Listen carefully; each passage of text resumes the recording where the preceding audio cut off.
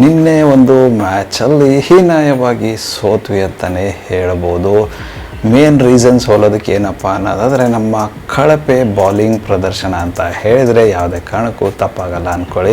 ಏನಕ್ಕೆ ಈ ಥರ ಹೇಳ್ತಾ ಇದ್ದೀನಿ ಕಳಪೆ ಬಾಲಿಂಗ್ ಪ್ರದರ್ಶನ ಅನ್ನೋದಾದರೆ, ಪ್ರತಿಯೊಂದು ಓವರಲ್ಲಿ 6 4ನ ಹೊಡೆಸ್ಕೊಂಡು 230 ರನ್ನನ್ನು ಅವರಿಗೆ ಹೊಡೆಯೋ ಥರ ಮಾಡಿಕೊಟ್ವಿ ಅಂತಲೇ ಹೇಳ್ಬೋದು. ಅದು ಒಂದು ದೊಡ್ಡ ರೀಸನ್ ಆಗಿದೆ. ಅದರ ಜೊತೆಗೆ ಇನ್ನೊಂದು ದೊಡ್ಡ ರೀಸನ್ ಏನಪ್ಪ ನಿನ್ನೆ ನಮಗೆ ಕಾಡ್ತಿದ್ದು ಅನ್ನೋದಾದರೆ, ನಿನ್ನೆ ಒಂದು ಸೋಲಿಗೆ ಕಾರಣ ಅನ್ನೋದಾದರೆ ಇಂಜುರಿ.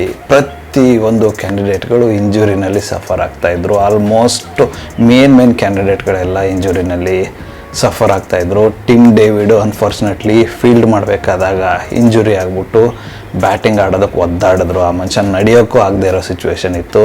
ಇನ್ನು ನಮ್ಮ ರಜತ್ ಪಟಿದಾರ್ ಕ್ಯಾಪ್ಟನ್ ಅವ್ರು ಬಂದು ಇಂಜುರಿನಲ್ಲಿದ್ದರು, ಬಟ್ ಇಂಪ್ಯಾಕ್ಟ್ ಪ್ಲೇಯರ್ ಆಗಿ ಬಂದರು, ಬಟ್ ಇಂಜುರಿಯಿಂದ ರಿಕವರಿ ಆಗಿಲ್ಲ ಅನಿಸುತ್ತೆ. ಸೊ ಹಂಗಾಗಿ ಅವ್ರ ಬ್ಯಾಟಿಂಗಲ್ಲೂ ಅಷ್ಟೊಂದೇನು ನಾವು ಜಾಸ್ತಿ ಎಕ್ಸ್ಪೆಕ್ಟ್ ಮಾಡೋಕ್ಕಾಗಲಿಲ್ಲ. ಬಟ್ ಸ್ಟಾರ್ಟ್ ಮಾತ್ರ ಸಕ್ಕತ್ತಾಗಿತ್ತು. ಕಿಂಗ್ ಕೊಹ್ಲಿ ಆಗಿರ್ಬೋದು, ಫಿಲ್ ಸಾಲ್ಟ್ ಆಗಿರ್ಬೋದು. ಮೊದಲನೆಯ ಕೆಲವೊಂದಿಷ್ಟು ಓವರ್ಗಳಲ್ಲಿ ಫಿಲ್ ಸಾಲ್ಟರ್ ತುಂಬ ಸ್ಲೋ ಆಗಿ ಕಂಡ್ರು. ಅದನ್ನು ಮ್ಯಾಚ್ ಮಾಡೋದಕ್ಕೆ ಕೊಹ್ಲಿ ಅವರು ಸಕ್ಕತ್ತಾಗಿ ಆಡ್ಕೊಂಡ್ಬಂದರು. ಬ್ಯಾಲೆನ್ಸ್ಡ್ ಆಗಿರ್ತಕ್ಕಂಥ ಪ್ಲೇ ಆಫ್ನ ಆಡಿದರು. ಆಮೇಲೆ ಫಿಲ್ ಸಾಲ್ಟ್ ಅವರು ತಮ್ಮ ಜವಾಬ್ದಾರಿನ ಅರ್ಥ ಮಾಡಿಕೊಂಡು ಅವರು ಸರಿಯಾದಂಥ ಒಂದು ಬ್ಯಾಟಿಂಗ್ ಮಾಡಿದ್ರು. ಅನ್ಫಾರ್ಚುನೇಟ್ಲಿ ಅದು ಯಾವುದಕ್ಕೂ ಸಾಥ್ ಕೊಡಲಿಲ್ಲ ನಮಗೆ. ಬಟ್ ಏನಪ್ಪ ಒಂದು ಬೇಜಾರು ಅಂತಂದರೆ, 173 ಅಂದರೆ 15.2 ಓವರ್ಸು 173 ರನ್ಸ್ಗೆ ಆಲ್ಮೋಸ್ಟ್ ನಾವು ಒಂದು ಲೆವೆಲಲ್ಲಿ ಇದ್ವಿ. ಒಳ್ಳೆ ಸ್ಕೋರ್ ಇತ್ತು, ಒಳ್ಳೆ ರನ್ ರೇಟ್ ಮೇಂಟೈನ್ ಮಾಡ್ತಾ ಇದ್ವಿ. ಮ್ಯಾಚ್ RCB ಹತ್ರನೇ ಇದೆ ಅಂತ ಎಲ್ಲ ಅಂದ್ಕೊಂಡಿದ್ವಿ. ಎಲ್ಲಿ 173, ಎಲ್ಲಿ 189, ಆಮೇಲೆ ಆಲ್ಔಟೇ ಆಗ್ಬಿಡ್ತೀವಿ. ಗುರು ಏನು ಹಿಂಗೆ ಆಗ್ಬಿಡ್ತಲ್ಲ ಅನ್ಸ್ಬಿಡ್ತು ಒಂದು ಸೆಕೆಂಡಲ್ಲಿ. ಒಮರಿಯ ಶೆಪರ್ಡ್ ಬ್ಯಾಡ್ ಲಕ್ಕು ಬಂದ ತಕ್ಷಣವೇ ಡಗೌಟು. ಒಂಥರ ಸಿಕ್ಕಾಪಡೆ ಬೇಜಾರಾಗ್ಬಿಡ್ತು ನಿನ್ನೆ ಒಂದು ಮ್ಯಾಚ್ಗೆ. ಎಲ್ಲ ಫ್ಯಾನ್ಸ್ಗೂ ತುಂಬ ದೊಡ್ಡ ನಿರಾಶೆ ಆಗಿದೆ. ಬಟ್ ಚಿಂತೆ ಮಾಡೋದು ಬೇಡ, ಇನ್ನೂ ಹೋಪ್ಸ್ ಇದೆ. ಹೋಪ್ಸ್ ಕಳ್ಸ್ಕೊಳಕ್ಕೆ ಹೋಗಬೇಡಿ ಯಾರೂ ಕೂಡ.